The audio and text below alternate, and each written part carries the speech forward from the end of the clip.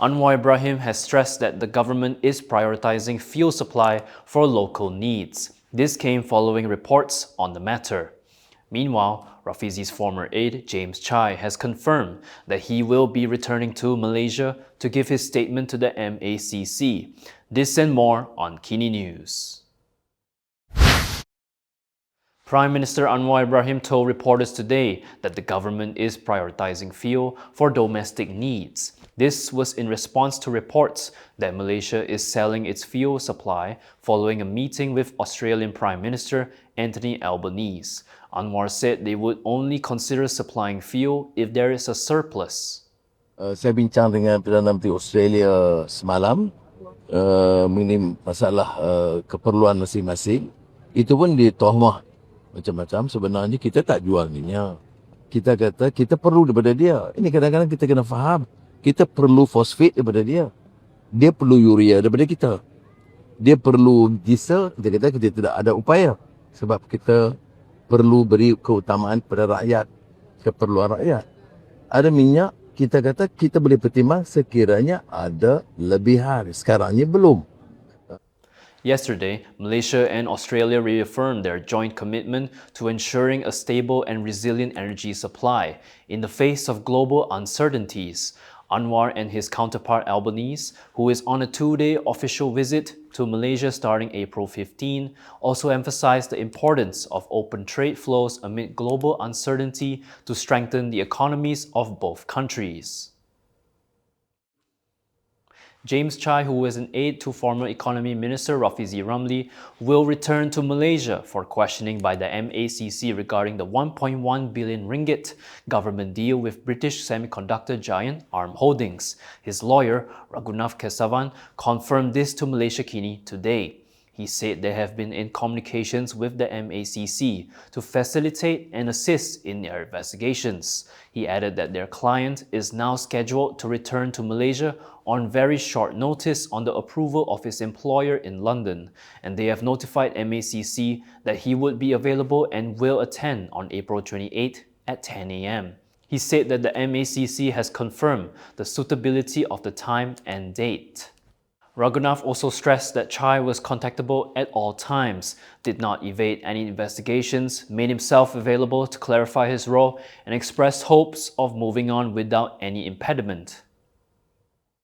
From now on, you can also listen to KiniNews on Spotify and Apple Podcasts. Scan the QR code on the screen to follow us.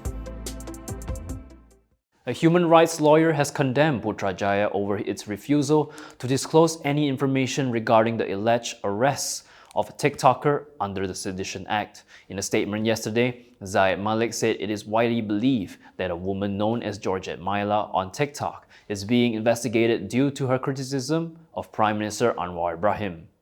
However, he said that despite attempts by members of the media to confirm her arrests, they were met with deafening silence from the police. He stated that this is highly concerning as the refusal to disclose information on a matter of national interest is a blatant attempt by enforcement authorities to decide what the press can or cannot report. He added that by all accounts, it appears the government is trying to bury the story and by extension, stifle public discourse on the issue. Zayed stressed the importance of the press and its role in a functioning democracy and told the government that deliberately obscuring information from the media is not in line with Anwar's purported reformist image. He added that the government has no doubt earned its reformati reputation. Since early this week, viral social media posts have claimed that the woman was arrested for ranting about Anwar's leadership in a TikTok video.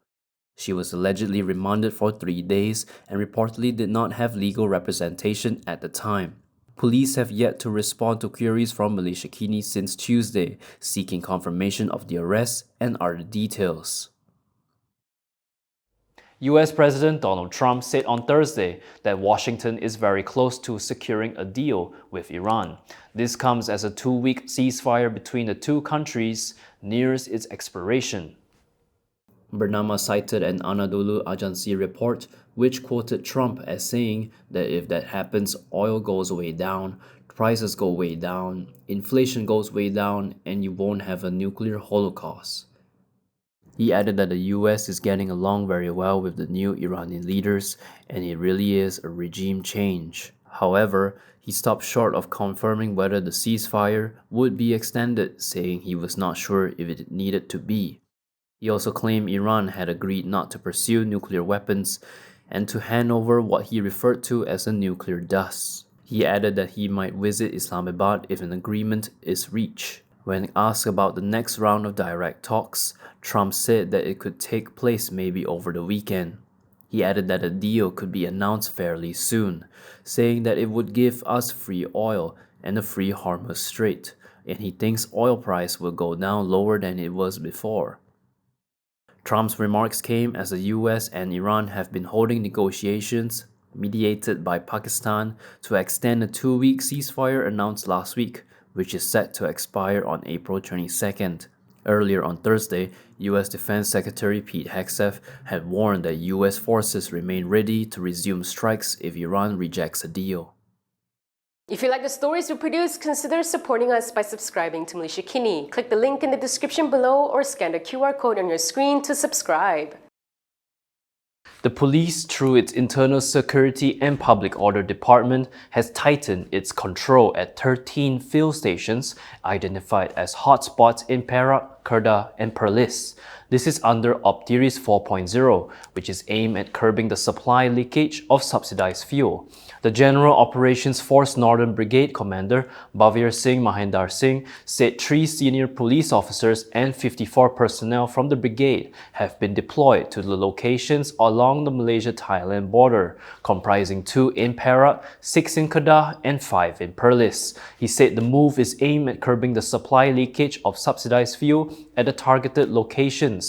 In a statement, he said that monitoring under Optiris 4.0 is carried out on shifts beginning as early as 6:30 a.m., with continuous presence of personnel at all identified hotspot fuel stations, and the deployment continues until the stations close.